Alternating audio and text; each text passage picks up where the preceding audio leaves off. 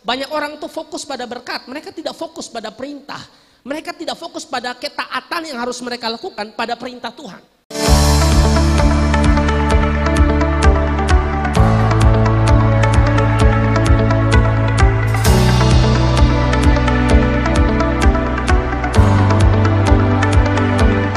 Makanya di dalam Mazmur 1 ayat 1 sampai ayat yang ketiga mengatakan begini, berbahagialah orang yang tidak berjalan menurut nasihat orang fasik. Dalam Mazmur 1 ayat 1 sampai ayat yang ketiga, orang suka fokus pada ayat yang ketiga, karena di ayat yang ketiga sedang bicara tentang berkat yang luar biasa.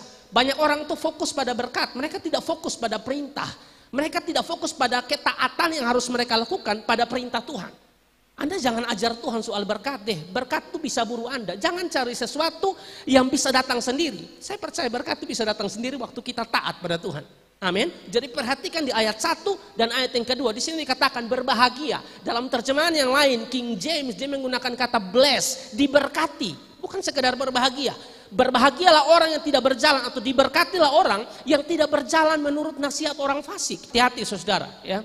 Memang dalam hal nasihat ini Anda perlu dengar baik-baik, ya. Nasihat yang tidak membangun jangan saudara ikuti. Tidak berdiri di jalan orang berdosa, dan yang tidak duduk dalam kumpulan pencemooh, ya. Hati-hati saudara. Kumpulan pencemooh ini kumpulan orang-orang yang suka bicara yang tidak baik, gosip nama orang, menjelekkan orang. Hati-hati saudara ada di situ, karena bisa-bisa Anda pun terbawa arus, ya. Bicara tentang berjalan, bicara tentang berdiri, duduk, itu tuh sedang bicara tentang posisi yang benar, maksudnya posisi di dalam Tuhan, posisi Anda entah berjalan, berdiri, duduk itu sesuai dengan aturan main Alkitab, aturan main firman, sehingga hidup Anda berkenan di mata Tuhan. Ya, lalu ayat yang kedua dikatakan, tetapi yang kesukaannya ialah Taurat Tuhan.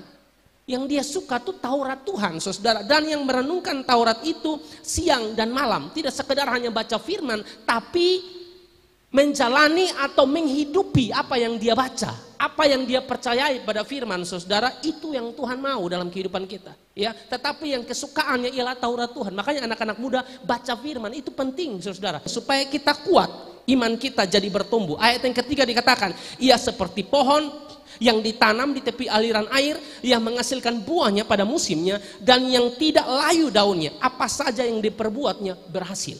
Ini orang paling suka kalimat ini. Apa saja yang diperbuatnya berhasil. Orang suka, buat apa saja berhasil. Buat ini berhasil, buat itu berhasil. Orang suka.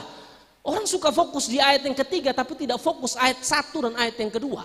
Anda harus fokus di ayat 1 dan ayat yang kedua. Hidup takut Tuhan, hati-hati dalam pergaulan, merenungkan firman Tuhan siang dan malam. Ya, saudara lihat nanti Tuhan akan berkati saudara anak-anak muda. Lakukan saja bagian Tuhan sungguh-sungguh. Anda akan lihat Tuhan siapkan masa depan yang terbaik buat Anda semua. Memang kehidupan kita haruslah kehidupan yang berubah. Kehidupan kita haruslah kehidupan yang berbuah, saudara. Dan itu sangat berkaitan dengan pertumbuhan rohani kita. Kalau kita tidak di dalam Yesus, kalau kita tidak hidup di dalam firman, atau kehidupan rohani kita tidak diisi dengan firman, bagaimana mungkin saudara kehidupan kita bisa berakar dan berbuah? Tidak mungkin saudara. Jadi kita perlu ada di dalam Tuhan.